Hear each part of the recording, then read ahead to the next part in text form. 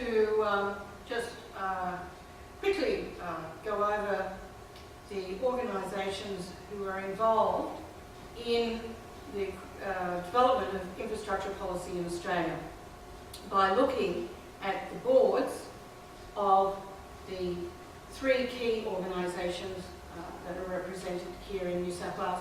Firstly, the Infrastructure Partnerships Australia, which is the lobby group, and their board members come from private enterprise and the executive arm of government, and they're representing banks, consultants, companies like Serco who manage assets like hospitals and detention centres, the builders like Lendlease and Leighton's, etc., consultants, Ernst & Young, Deloitte, and the chairman is also the chairman of the Port of Melbourne. Infrastructure Partnerships Australia is also really a highly networked. They have partners drawn from organisations such as the New South Wales Mineral Council and the Property Council of Australia, but also they're linked to the National Council for Public-Private Partnerships in the United States and also the New Zealand equivalent organisation. So they are very, very highly networked. They also draw their patrons from Transfield, Leighton's, Macquarie Bank and the New South Wales Commission of Audit. Infrastructure Australia, which is the federal government agency. The chair is also working for JP Morgan, and as you can see, it's consultants and the executive arm of government again.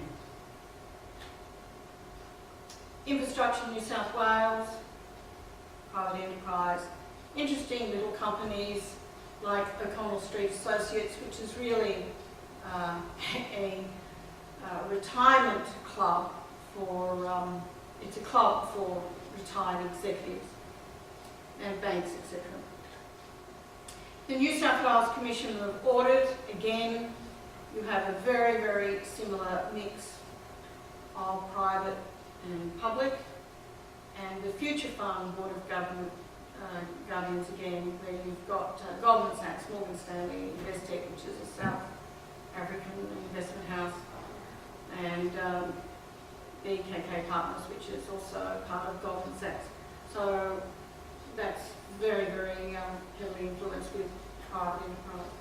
And here in Wollongong, at the University of Wollongong, the Smart Advisory Council, again, it's just the same mix of corporate and executive arm of government, and includes the United States Studies Centre, which is part of the University of Sydney. In my talk this evening, I would now like to sort of focus on health as my key case study in this regard.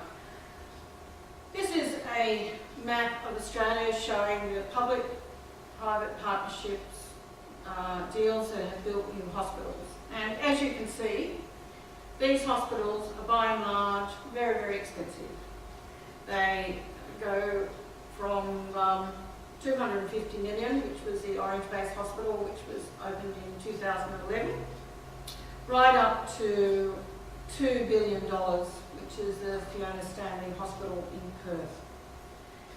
Now these projects, many of them are occurring at the moment, so certainly the infrastructure and boom in hospitals has certainly started.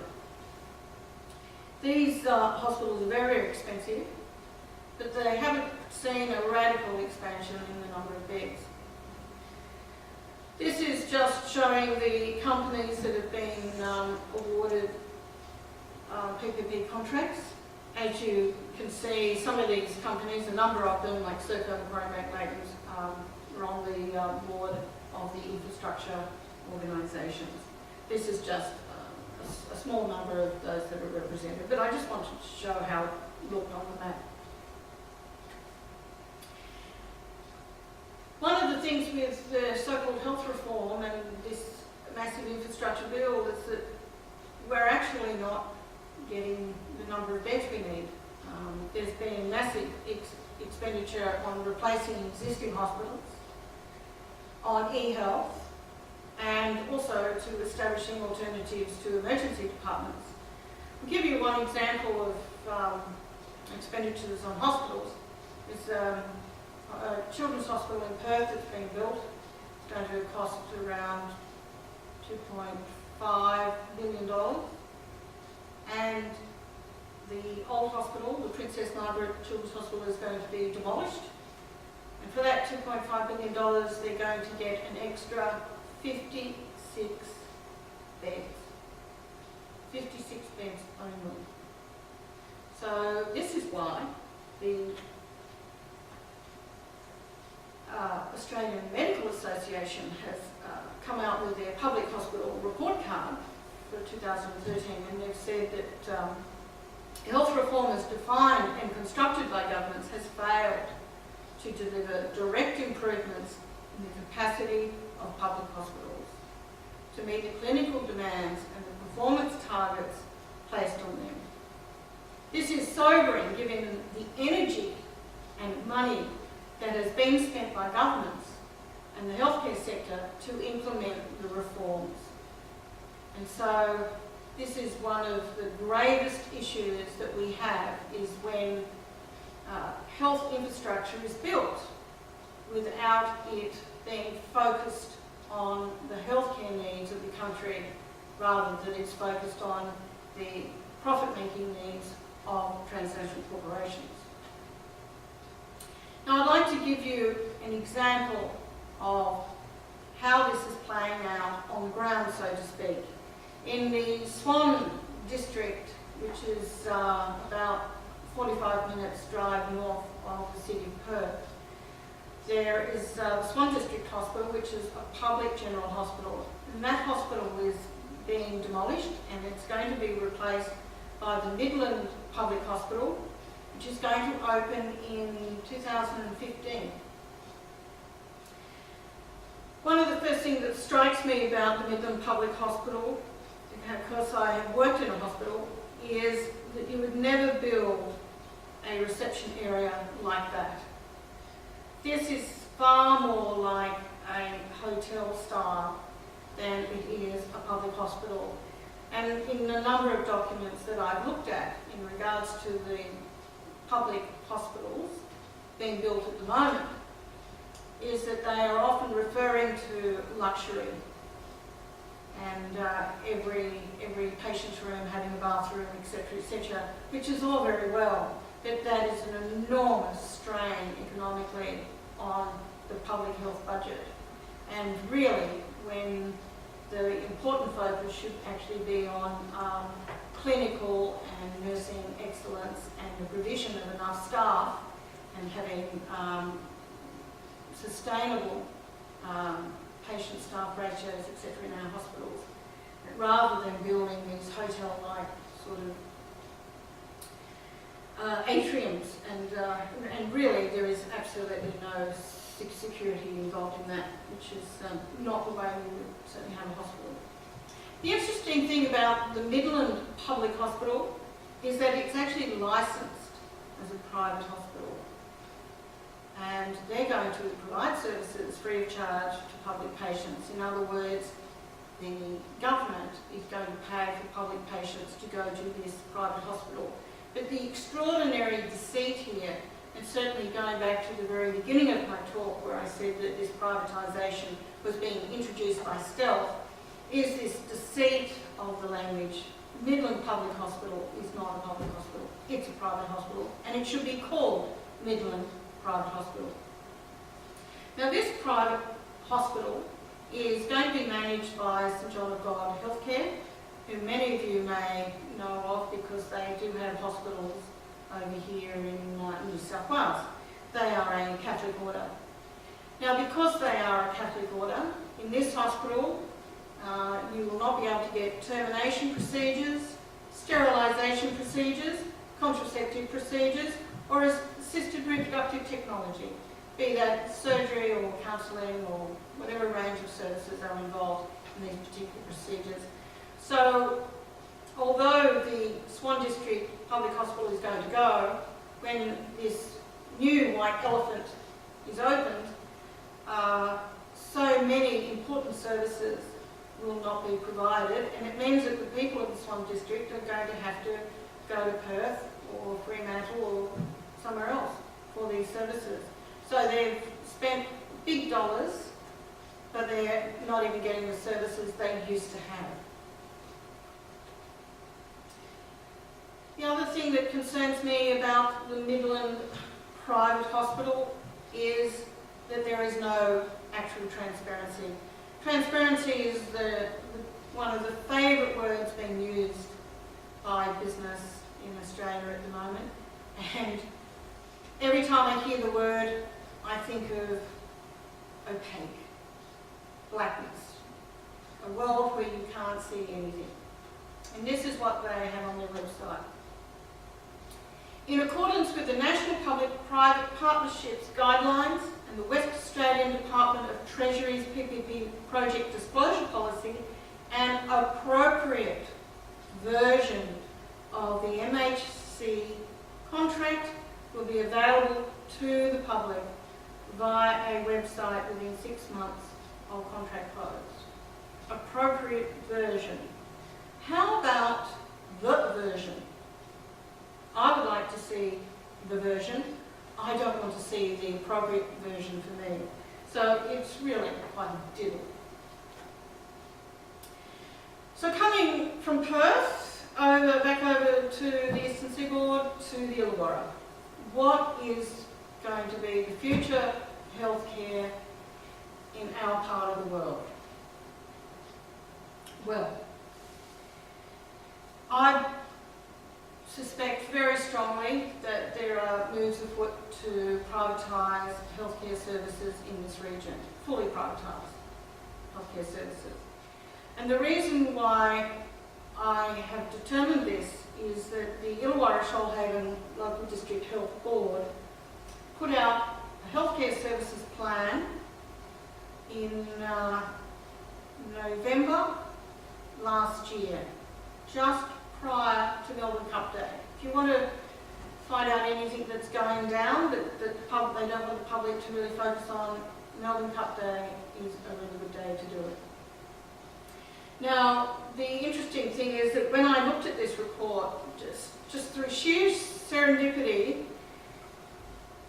it came about that much of the forward to the Illawarra's health plan was in fact copied from a similar plan for Barwon Health. Now, Barwon Health covers the Geelong region, with the city of Geelong and the rural area around it. So it's very similar to Wollongong and the Illawarra. Geelong is a manufacturing city, and it's got a university and significant farming district around it, just as it's like here in the Illawarra.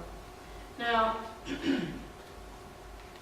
the interesting thing that's happened in Barwon and in Victoria generally is that government has been debranded from health websites. Here's Barwon Health. You can see by the URL, barwonhealth.org.au, that there's no .vic.gov. Barwon Health, there's no government logo or coat of arms. So when you look at this site, you wouldn't even know that the government of Victoria was actually at the moment partly managing this health service. Now, Geelong, I call it Geelong Public-Private Hospital because the model in Geelong is that within the public hospital there are the private services. So the Geelong cardiology practice is the leading provider of cardiac services in the Geelong region, and they say that we are a private outpatient clinic located within the Geelong hospital. So people walk through the doors of the Geelong Public Hospital, but the services that they're going to are private services.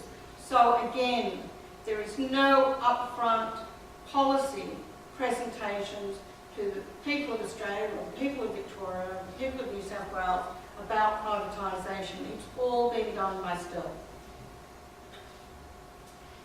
Now, back back here in Wollongong, we have also another type of privatisation, which is where government money is put towards the establishment of private services. In Wollongong, we've just had the opening of the Wollongong Clinic, which has taken over the old Ridges Hotel site. They spent $5 million on the refurbishing of Ridges, and nearly $1.5 million of that was an Aussie industry grant. So taxpayers' money, a considerable taxpayers' money, has gone towards that private business. The Wollongong Clinic is owned by a company called Evolution Healthcare. Ben Thine is the CEO and chair of that company. He's also chair of a company called Healthcare, which is the third largest private hospital company in Australia. Now, Healthcare has also been funded by a company called Champ Ventures, and Champ is a major shareholder in Healthcare.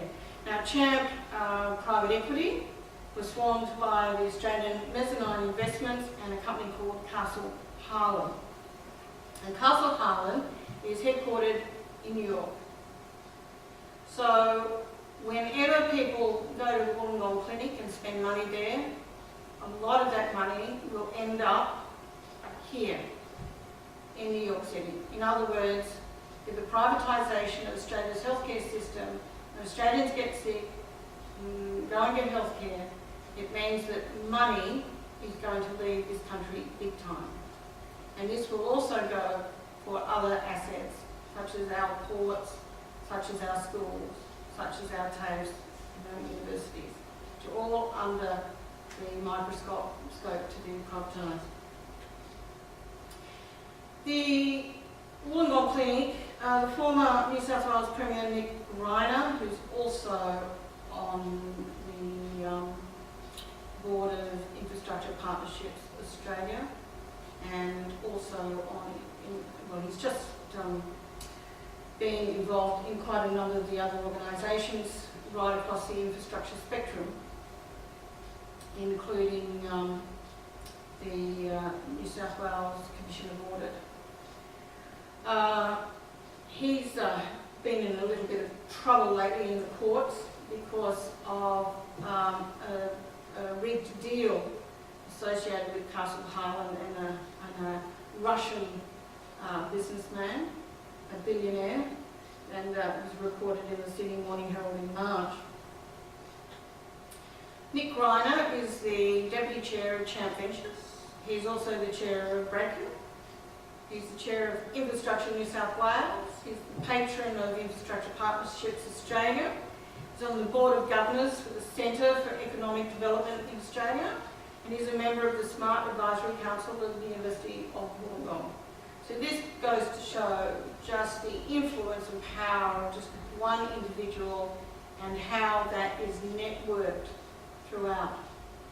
Because one of the things that is absolutely stark about all these organisations is that there is no representation from unions, no representation from consumer groups, no representation from taxpayers' organisations, from advocacy groups, from welfare groups like ACOS, Indigenous groups, women's groups, community groups.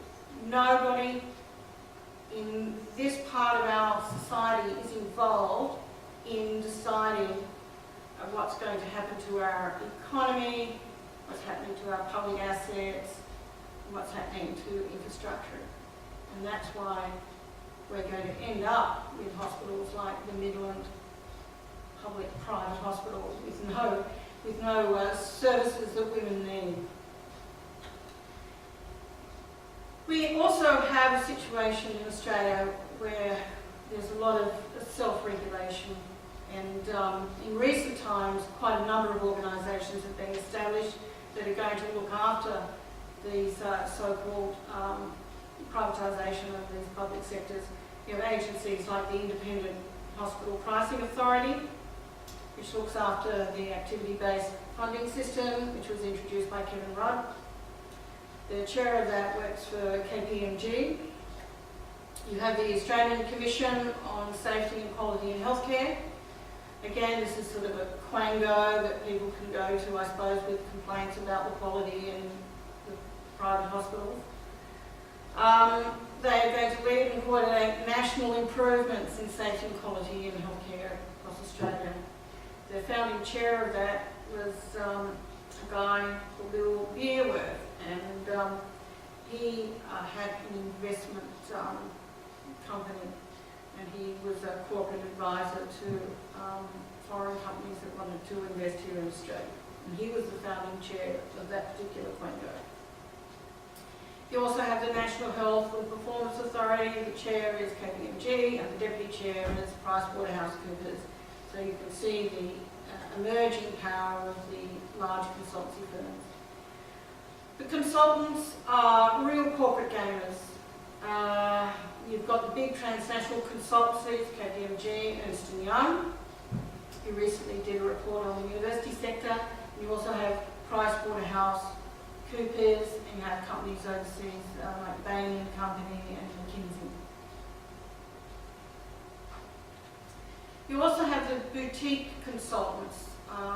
These guys are particularly involved in what I call the revolving door between the senior executive service of governments, both federal and state, and high positions in corporations.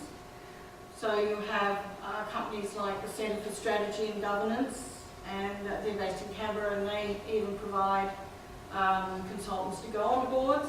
You've got Paxton Partners, which has a lot of ex-Arthur Andersen consultants in it. You know, Arthur Andersen, who were the auditors of Enron. The guys in Paxton Partners, they specialise in turning public hospitals into private hospitals, and you've also got another company called TFG International. So these consultants have worked at high levels in public service, and they then jump into the private corporations and advise. So the private corporations know exactly how government works, so it's very, very cosy indeed. I really do believe that this system, which has totally inadequate governance and no participation of the Australian people and in many other sectors, is absolute in the ingredients for what I call my corruption pie. And because it's billions of dollars of taxpayers' money, there's private equity from domestic companies and foreign corporations, there's big government spending, there's procurement guidelines with the loopholes, you've got revolving door public servants, foreign corporations tendering for contracts, and a web of subcontractors. So it's a very, very heaty mix, which is going to make for a very, very hot pie. I'd like to wind up my talk this evening to talk about economic growth and the blame game. Because these people who are involved in this next phase of the so-called economic boom in Australia that's going to be fostered through the infrastructure boom, blaming people within our society already, the aged in particular, are being blamed for the lack of budgets and facilities in healthcare. And it's constant. It's in the press all the time, and the ageing population is straying on our country. Well, I decided to have a look at the baby boomers, who represent the ageing generation. So in 2011, the economy, which is the per capita GDP, had grown to 320% of the size it was in 1964. Now in 1964, the first baby boomers turned 18. So those born in 1946 turned 18 in 1964. And this figure is even adjusted after, was adjusted after for the population and also for the value of money. So we have a situation where this generation, the baby boomers who are ageing, are being blamed for the stress and strain on healthcare budgets and healthcare assets, grew this incredible economy, like 320% when they started when they were 18. So you look at economic figures like that, and you look at how hard that generation worked and how productive they were, and still are. I'm actually a member of the baby boomers, and I'm still working very hard. And you look at that, and you have to say to yourself, oh my God, if you are going to start your life at 18 with educating yourself and working hard and getting a job, setting up a business, why would you do that if this is the end result? That our country can grow the economy so much and then turn around to the generation who grew it and say, sorry, no money for you lot. There is no incentive.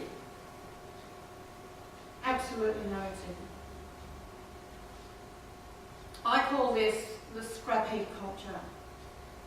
So in 2010-11, there were only 18.9 hospital beds for every 1,000 people over the age of 65. That's a decrease of 1.6% since 2019. That's the AMA Public Hospital Report Card. In other words, not only has that generation who built this huge economy on the scrap heap, but they're not even getting the services that they used to get. Like there's a diminishing of those services. What kind of society is that? Well, that's a society where the only language and the only thought in people's heads are economics and commerce. Now, the Business Council of Australia has said government should sell infrastructure they don't need to own and use the funds to partner with the private sector to provide new infrastructure. So they're all part of that scrap heap economy. Now, it has happened here, but it's happened in also a big way in the UK, and I just want to sort of end my talk with this because in the scrap heap culture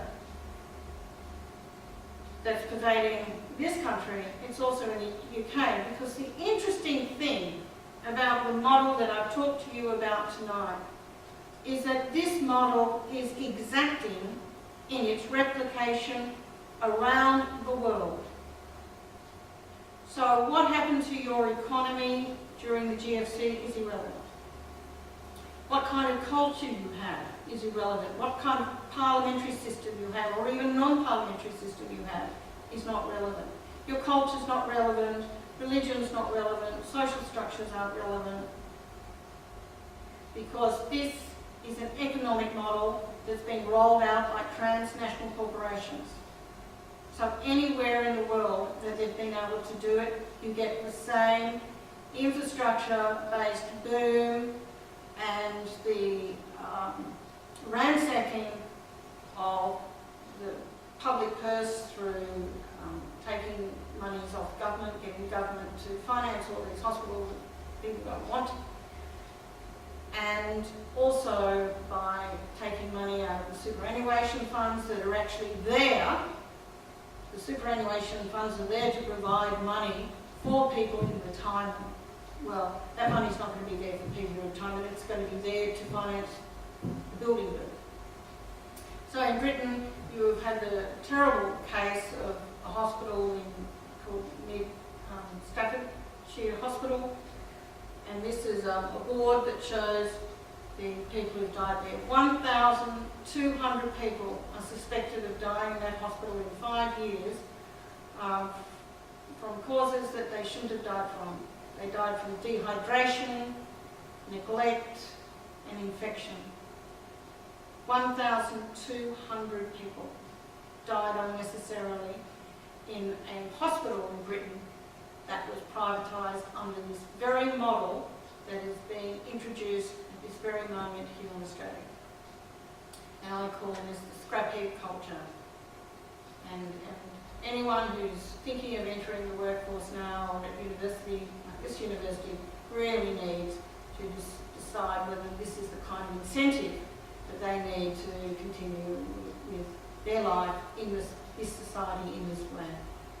Because if I had known, I'd certainly would have headed north and stayed there under some palm tree and not bothered working or building the economy.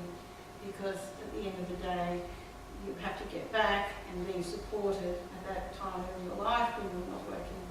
And the idea here is that, well, you don't have to bother, you go to hospital and die there from neglect. And that's the kind of world that this is modelled on. Well, thank you very much, and I really appreciate everyone coming tonight to listen to me talk about this model and the puzzle pieces that have gone to create this awful picture of our present and future. Thank you very much.